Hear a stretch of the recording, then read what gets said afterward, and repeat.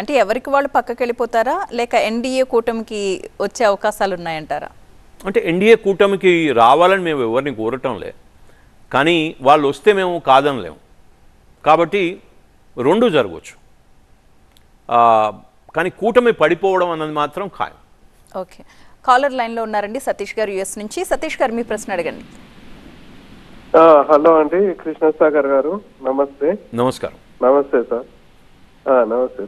అయితే first thing ఏంటంటే అండి, డెఫినెట్ గా అంటే ఇండియాలో అయితే మోదీనే థర్డ్ టైం రావాలండి.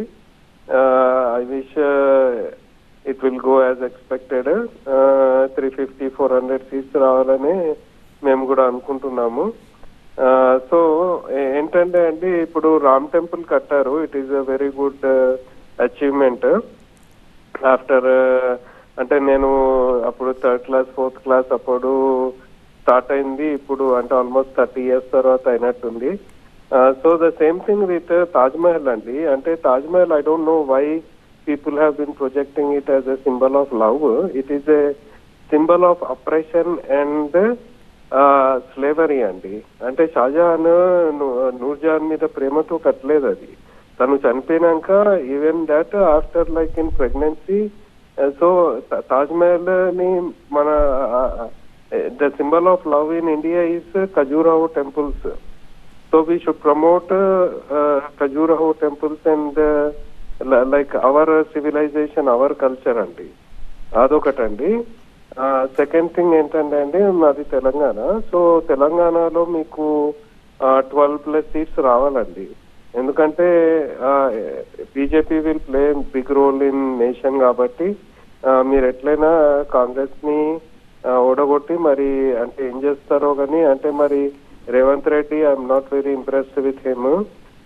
6 guarantees అంటే అప్పులలో ఉందంటారు, 6 guarantees అమలు చేస్తారంటారు.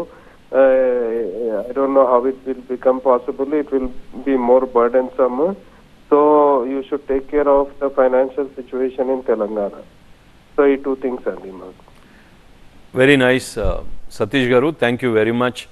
మీ wishes, me views on Ayodhya, తర్వాత భారతీయ జనతా పార్టీకి 12 సీట్లు రావాలి తెలంగాణలో మీరు కోరుకున్నారు. మీ మద్దతుకు, సహకారానికి నేను ధన్యవాదాలు తెలుపుతా ఉన్నాను. అయితే ఇప్పుడు మీరు సివిలైజేషన్ గురించి మాట్లాడారు కాబట్టి మాట్లాడాల్సిన అవసరం వస్తూ ఉన్నది. ప్రధానమంత్రి నరేంద్ర మోదీ గారు కూడా వారు చాలా క్లియర్గా చెప్పడం జరిగింది వారు ఇచ్చిన స్పీచ్లో. అంటే కొంచెం సిగ్గుపడాల్సిన విషయం, 75 సంవత్సరాల స్వతంత్ర భారతదేశంలో మన రాముడు అంటే దగ్గర దగ్గర 86% కంటే ఎక్కువ ఉన్న హిందూ నేషన్లో మన దేవుణ్ణి మనం బయట పెట్టుకోవాల్సిన అవసరం వచ్చింది, టెంట్లో ఉండాల్సిన అవసరం వచ్చింది. మన దేవుడు టెంట్లో ఉంటూ 75 సంవత్సరాల స్వతంత్ర భారతదేశంలో కూడా మనం వారికి తగిన స్థానంలో, వారికి తగిన వారి టెంపుల్లో, అది కూడా వారు చక్రవర్తి లాంటి దేవుడు, చక్రవర్తి తర్వాత దేవుడు కాబట్టి వారికి తగు గౌరవం నరేంద్ర మోదీ గారు మాత్రమే తేగలిగారు. న్యాయ వ్యవస్థ మన దేశంలో ఎంత గౌరవింపబడుతున్నదన్నది వారు ఎస్టాబ్లిష్ చేశారు. కానీ ఇంత డిలే అయినందుకు తప్పకుండా కూడా వారు బాధపడ్డారు. మన అందరం కూడా బాధపడాల్సిన అవసరం ఉన్నది. మనకి ఇంతకు ముందున్న ప్రభుత్వాలు ఏవి కూడా భారతదేశ సంస్కృతిని, భారతదేశ సివిలైజేషనల్ గ్లోరీని ఎక్కడ కూడా అది యాసెట్గా పరిగణించకుండా ఒక లయబిలిటీగా పరిగణించడం జరిగింది. ఆ పరిగణతో మాత్రమే మనం అపీజ్మెంట్ పాలిటిక్స్ చేస్తూ, మైనారిటీ అపీజ్మెంట్ పాలిటిక్స్ చేస్తూ మన గౌరవాన్ని మనమే తగ్గించుకోవడం జరిగింది. ఈరోజు భారతదేశంలో ఒక బలీయమైన సర్కార్, ఒక బలమైన నాయకుడు, ఒక హిందూ సివిలైజేషన్, అంటే హిందూ అంటే ఒక మతం కాదు, చాలామందికి అర్థం కాని విషయం. అంటే సపోర్ట్ చేసే వాళ్ళకి, ఎగెన్స్ట్ ఉన్న వాళ్ళకి కూడా చాలా మటుకు అర్థం కాని విషయం. హిందూ అన్నది ఒక సివిలైజేషనల్ వే ఆఫ్ లైఫ్.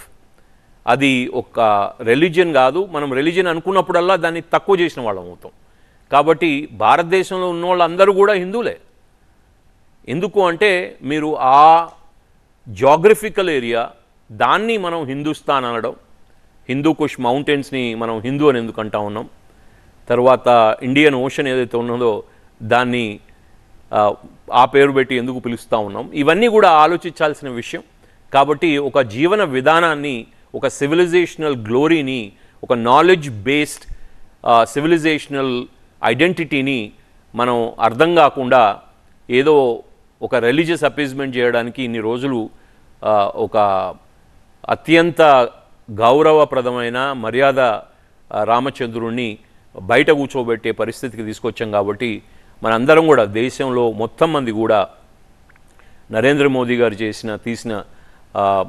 తీసుకున్న ఈ నిర్ణయాన్ని, వారి ఇనిషియేటివ్ని, వారి పట్టుదలని, అయోధ్య రామ మందిరం అక్కడే కట్టడాన్ని వారు సాధించారు. కాబట్టి వారికి మనం ఎప్పటికి కూడా కృతజ్ఞత తెలియజేయాల్సిన అవసరం ఉంటుంది. అయితే